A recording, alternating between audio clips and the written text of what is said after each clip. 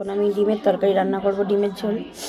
দুটো ডিম দিয়ে এক বাটি তরকারি রান্না করবো। এই যে আলু কেটে নিয়েছি কুচো কুচো করে, পেঁয়াজ কুচিয়ে নিয়েছি, কাঁচা লঙ্কা একটা দিয়েছি কারণ আমার ছেলে ঝাল খেতে পারে না, আর এই টমেটো কুচিয়েছি, আদা রসুন কুচিয়ে নিয়েছি, আলুটা ছোটো ছোটো করে কেটেছি। এবার দুটো ডিম দেবো, আর একটা ডিম নিয়ে এসে ভালো করে ফাটিয়ে নেবো। এই যে ডিমটা ফাটিয়ে দেবো।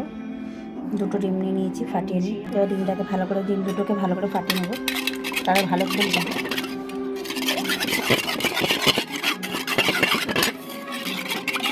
এর মধ্যে একটু নুন দিয়ে দেবো, দিয়ে সুন্দর করে ফাটিয়ে নেবো। দিয়ে কড়াই তেল দিয়েছি, তেলটা গরম হোক, তারপর ডিমটা দিয়ে দেবো, ডিম দুটো দিয়ে ভাজবো। ডিম ভাজা হয়ে গেছে।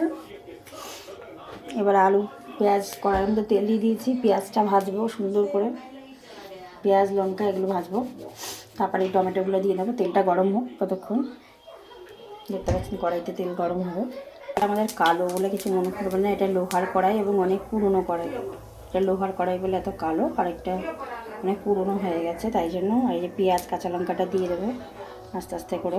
এই যে পেঁয়াজ কাঁচা লঙ্কা দিয়ে দিলাম, দিয়ে একটু নুন দিয়ে ভালো করে ভাজবো।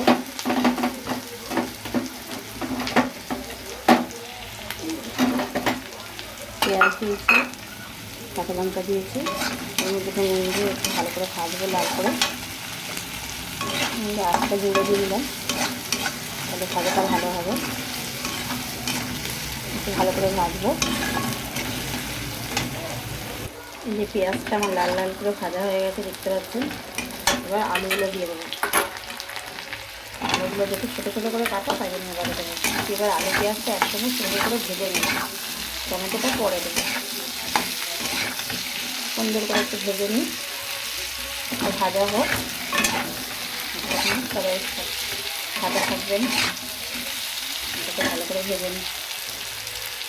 এখন আমি এই টমেটো আদা রসুন কুচিটা দিয়ে দেবো, দিয়ে ভালো করে ভাজবো, ভাজা ভাজা করে নেবো।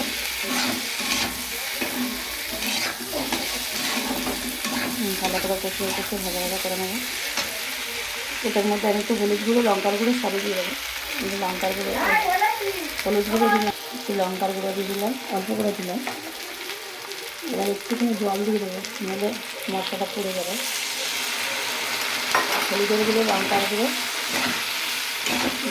দিয়ে দেবো, তাকে একটুখানি কষতে দেবো, যাতে সেদ্ধ হোক। আলু পেঁয়াজ টমেটো দিয়ে কষানো হয়ে গেছে। এবার একটু একটু করে জল দেবো, একটু করে কষাবো, তাহলে ভালো হবে, নিলে গন্ধ যাবে। তারপর ডিমটা দিয়ে দেবো, দিয়ে ফুটিয়ে নেবো, হয়ে যাবে। ভিডিওটা অনেক বড় হয়ে যাচ্ছে। আমার এই আলু কষানো হয়ে গেছে। এর মধ্যে গরম মশলা দিলেও হয়, না দিলেও হয়, আমি দেবো না, কারণ এটাকে সেরকম কিছু মশলা দিয়ে দিই, পাতলা মতন হবে, সেগুলো নিয়ে হয়ে গেছে। এবার এর মধ্যে একটু জল দিয়ে দেবো,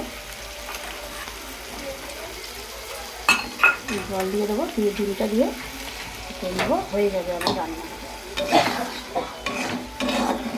জলটা দিয়ে দিলাম, অল্পই জল দেবো, এর ওপর ডিমগুলো বসিয়ে দেবো, বসিয়ে দিলেই হয়ে যাবে আমার রান্না। বাই।